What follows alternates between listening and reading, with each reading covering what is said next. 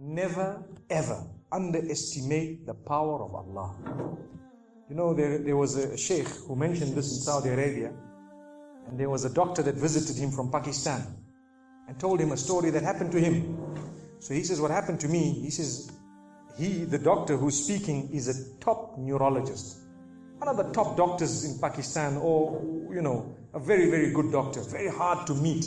It's said that perhaps you would have to wait months on end before you can get an appointment to see him. So what happened is, he says, I was flying from one city to another, a very busy man, flying quite often within the country and perhaps even outside. And he says, suddenly the clouds built up. Huge clouds, and the lightning started striking, and it started pouring, and there was lots of turbulence, and one of the engines was struck and it was damaged. So we had to land. And so what happened is, the landing was at a nearby little airport or a little strip and so on. And when they landed there, it was a remote area. How are you going to repair this aircraft? A few people who were on it, it was a small plane, they were, quite surprised because they landed it in such a remote place. No one's there to repair it. They would have to wait, definitely. So the doctor asks the captain or the pilot that, you know what, how long are you going to be? He says, no, we're going to be quite long. Well, I need to get to that area. Look, he says, it's just a 3-hour drive by vehicle. So why don't you just go by road? And you know, you can go there and get there. He says, okay, good idea, because this is going to take long. So he decides to go on one of the try-shows, you know, in Pakistan, one of the areas, wherever it was, and he jumped in. And as they started progressing, the clouds built again.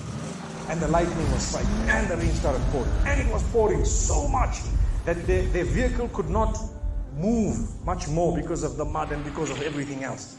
And so it was quite an open area with a bit of farmland. And after a while they realized, look, we're not getting anywhere. There's a little house here. Why don't we just go there? We can read our salah. Perhaps we can, see, have a bit of a meal or whatever else. And they decided to knock the door. Strange people, strange land, far off, out in the rurals.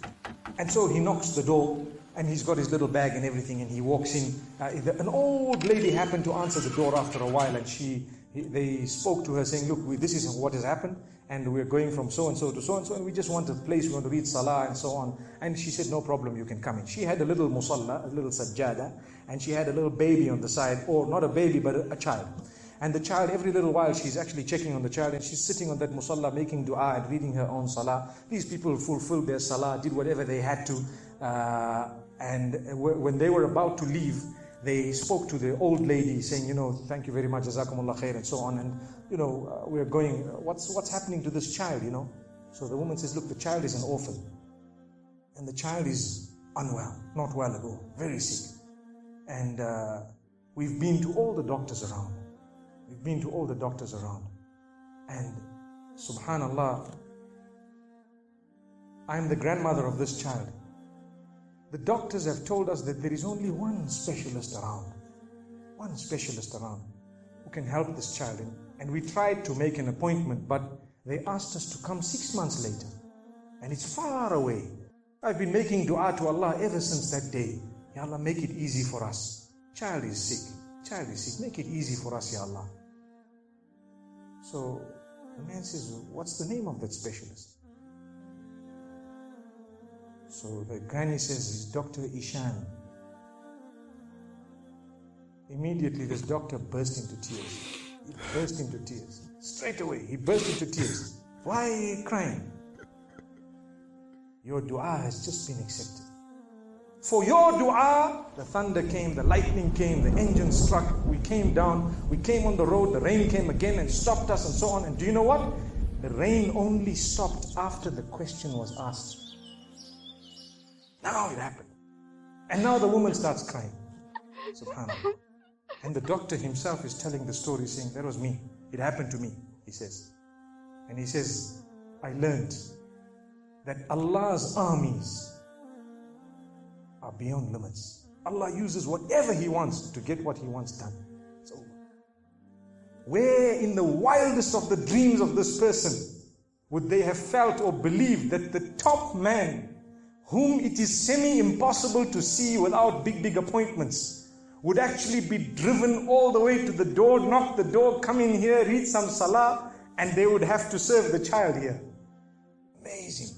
Wallahi, it brings tears to the eyes. But the reason I share it with you, every one of us has needs for Allah subhanahu wa ta'ala.